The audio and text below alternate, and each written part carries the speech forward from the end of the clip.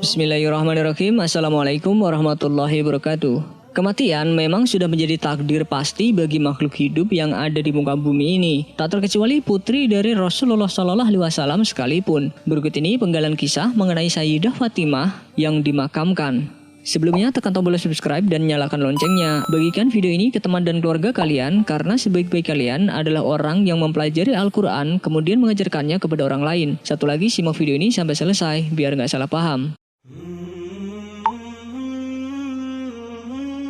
Dikutip dari Duratun Nasihin fi Waji wal Irsyadi karya Syekh Utsman bin Hasan Al-Kaubawi, dikisahkan bahwa saat Sayyidah Fatimah Az-Zahra wafat, jenazah putri kesayangan Rasulullah SAW dibawa oleh 4 orang-orang soleh. Di antaranya suaminya sendiri, yakni Sayyidina Ali, kedua putranya Hasan dan Husain, lalu sahabatnya Abu Dzar Al-Ghifari. Suatu ketika, jenazah Sayyidah Fatimah tiba di samping liang kubur dan siap dikebumikan. Abu Dzar Al-Ghifari langsung berkata kepada liang kubur yang akan menjadi tempat peristirahatan terakhir Sayyidah Fatimah, "Wahai kubur, apakah kamu tahu jenazah siapa yang kami bawakan kepadamu?" Ucap Abu Dzar Al-Ghifari. Tanpa panjang lebar, Abu Dzar Al-Ghifari pun melanjutkan ucapannya. Ini adalah jenazah Sayyidah Fatimah, putri Rasulullah, istrinya Sayyidina Ali, dan ibunda Hasan dan Husain, tegas Abu Dzar. Tidak lama kemudian, orang-orang yang mengantar jenazah Sayyidah Fatimah langsung mendengar suara dari dalam kubur. "Aku bukanlah tempat bagi keturunan orang terhormat, bukan pula tempat bagi keturunan orang kaya. Aku adalah tempat amal soleh, maka tidak akan selamat dariku kecuali orang yang banyak berbuat kebaikan, orang yang hatinya bersih, dan orang yang ikhlas dalam beramal."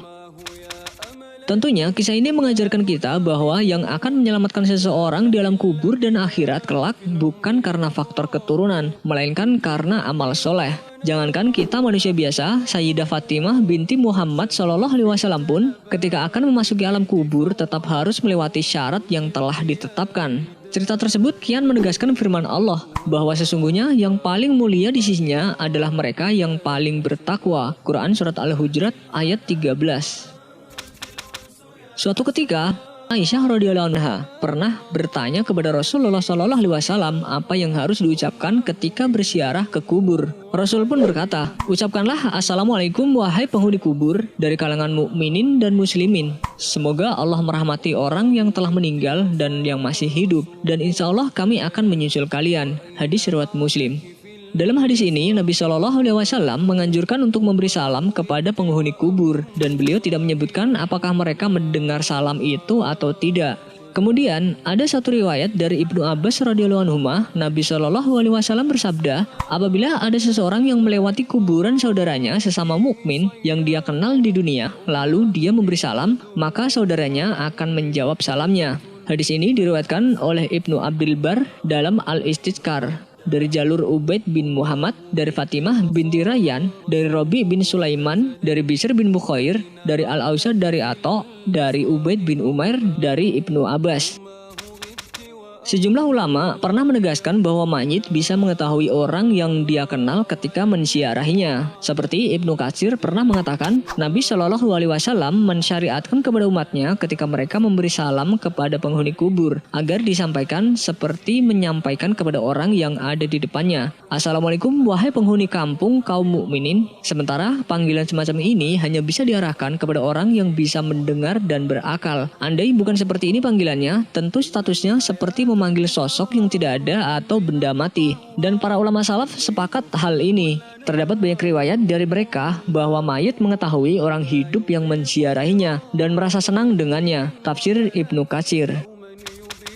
Rasulullah SAW hanya menganjurkan untuk memberi salam saat berziarah, bukan menyuruh untuk berdoa ataupun memohon kepada ruh orang yang soleh. Sebagaimana Allah Subhanahu Wa Taala sangat membenci orang yang melakukan hal musyrik itu. Allah berfirman, "Tuhan-Tuhan yang mereka seru selain Allah tidak dapat membuat sesuatu apapun, sedang berhala-berhala itu sendiri dibuat orang.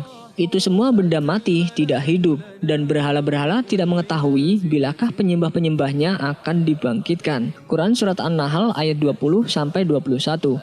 Bukannya memohon doa, saat berziarah justru kita diwajibkan untuk mendoakan bagi orang yang telah terkubur, mengingat orang yang sudah mati tidak bisa lagi melakukan amalan. Wallahu a'lam bishawab. Wassalamualaikum warahmatullahi wabarakatuh. Sebelum beranjak dari video ini, mungkin video sebelumnya juga menarik untuk dilihat nih. Di dalam kehidupan, air merupakan salah satu elemen terpenting di alam bumi dan semesta ini. Bukan hanya tumbuhan, hewan, hingga manusia bergantung hidup dengan air. Bahkan dalam Al-Quran, Allah Subhanahu wa Ta'ala pernah berfirman, "Dan dari air kami jadikan segala sesuatu yang hidup." Dan apakah orang-orang kafir tidak mengetahui bahwasanya langit dan bumi itu keduanya dahulu adalah satu yang padu. Kemudian kami pisahkan antara keduanya, dan dari air kami jadikan segala sesuatu yang hidup. Maka mengapakah mereka tiada juga beriman? Quran Surat Al-Anbiya ayat 30. Banyak di antara kita yang pernah mendengar kisah Nabi Musa alaihissalam pasti tidak luput dari ingatan tentang keajaiban di mana Nabi Musa alaihissalam berhasil menciptakan 12 mata air sekaligus.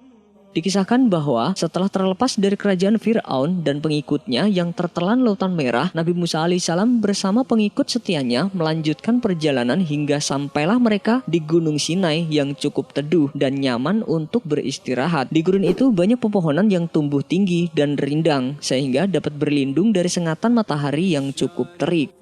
Selain itu, buah-buahan tumbuh dengan subur, dilengkapi mata air yang mengalir di tengah-tengahnya. Para kafilah yang sedang berada dalam perjalanan jauh sering beristirahat di sana untuk melepaskan lelah, rasa lapar, dan dahaga.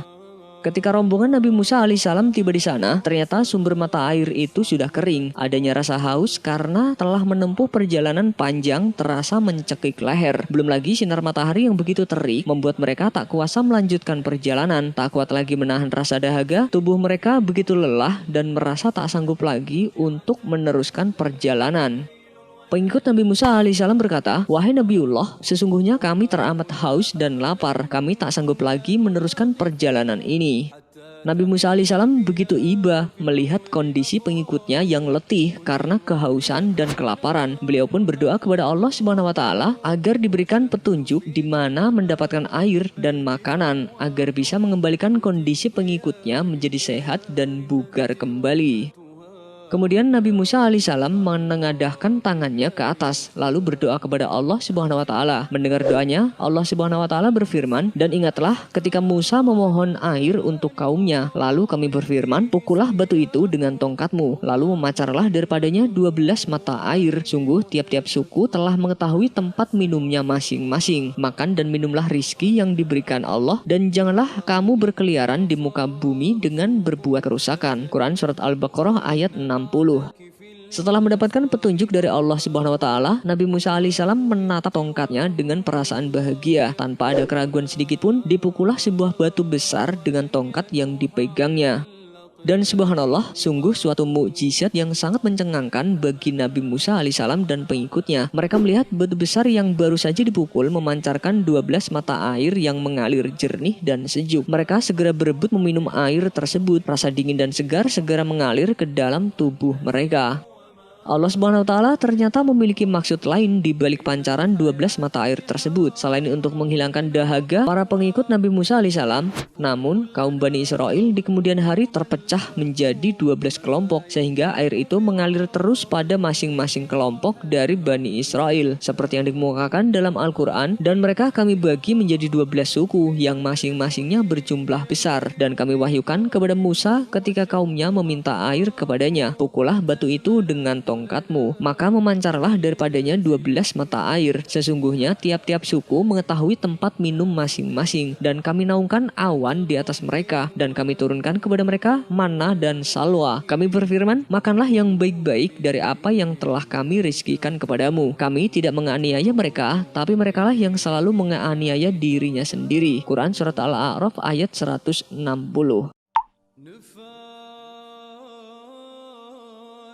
Lagi-lagi kebesaran Allah Subhanahu wa Ta'ala ditunjukkan di era modern ini. Sebuah video yang diunggah oleh akun Facebook Arab bernama Kanat Salam menjadi bukti bagaimana keajaiban Al-Quran. Dalam video tersebut terlihat ada seorang pria membacakan ayat suci Al-Quran di kawasan pegunungan. Dan tahu apa yang terjadi selanjutnya? Selang berapa lama, tebing gunung tersebut mengalirkan air yang cukup deras.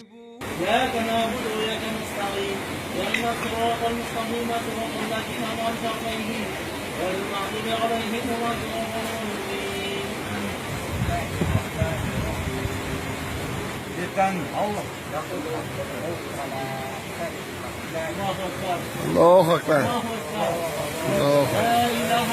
Allahu Akbar. Şomulvan. Kimin? Allahu Ekber. Allahu Ekber. Allahu Ekber. Menurut informasi yang dikutip dari Tribun, diceritakan bahwa penduduk berlokasi di Cina sedang mengalami kesusahan di mana sumber air dari pegunungan tidak lagi mengalir cukup lama. Menyadari bahwa air adalah makhluk dan tunduk pada Allah sebagai Rabb-nya, sejumlah penduduk desa mengajak seorang ustadz ke pegunungan tersebut untuk membacakan ayat-ayat Al-Quran dan berdoa kepada Allah agar air itu mengalir kembali. Dalam video berdurasi sekitar 5 menit tersebut, tampak sang ustadz membacakan surat Al-Fatihah, ayat kursi, dan surat Al-Ikhlas. Setelah itu, ia berdoa memohon kepada Allah agar menolong penduduk desa dari kekeringan. Dan subhanallah, beberapa menit setelahnya, air terlihat mengalir cukup deras dari atas tebing gunung tersebut. Wallahu a'lam bishawab. Wassalamualaikum warahmatullahi wabarakatuh. Sebelum beranjak dari video ini, mungkin video sebelumnya juga menarik untuk dilihat.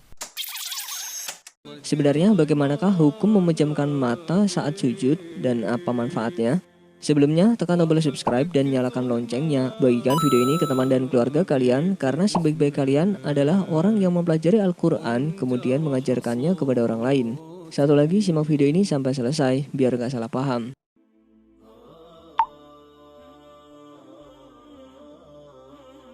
Dalam melaksanakan sholat, tentunya kita harus khusyuk.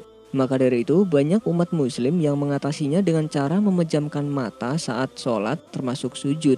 Namun ternyata memejamkan mata saat sujud hukumnya adalah makruh.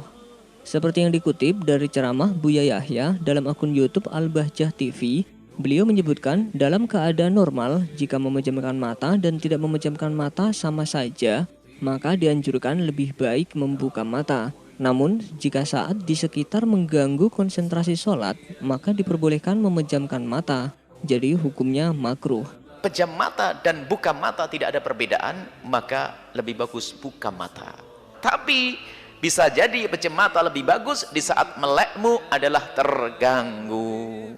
Selesai? Selain itu, menurut Ustadz Aminur Baits dalam konsultasi syariah.com, memejamkan mata ketika sholat bukan termasuk sunnah Rasulullah Shallallahu Alaihi Wasallam. Ibnul Qayyim mengatakan, bukan termasuk sunnah Nabi Shallallahu Alaihi Wasallam memejamkan mata ketika sholat. Sujud merupakan bagian dari sholat, maka bagaimana kondisi mata ketika sujud? Sebaiknya mengikuti apa yang dilakukan oleh Rasulullah Shallallahu Alaihi Wasallam ketika beliau sholat.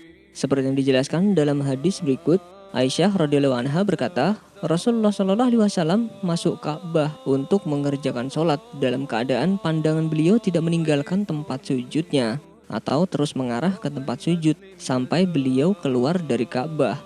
Hadis riwayat Al-Hakim. Dari hadis tersebut bisa kita simpulkan bahwa Rasulullah Shallallahu Alaihi Wasallam dengan mata terbuka selalu melihat tempat sujud pada saat sholat.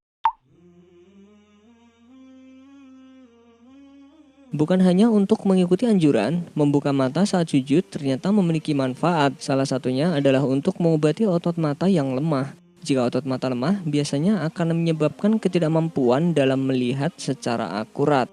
Maka dari itu, untuk memulihkan mata dan menjaga kekuatan ototnya, maka dianjurkan mengikuti sunnah saat sholat, yaitu membuka mata ketika sujud dan fokus melihat satu titik. Dikutip dari iqra.or.id, saat ruku, otot mata akan menekan lensa mata untuk meningkatkan visi, dan saat kita bangun, maka otot mata akan melonggarkannya. Jadi, bagi kalian yang mengalami mata minus, tentunya ini akan bermanfaat.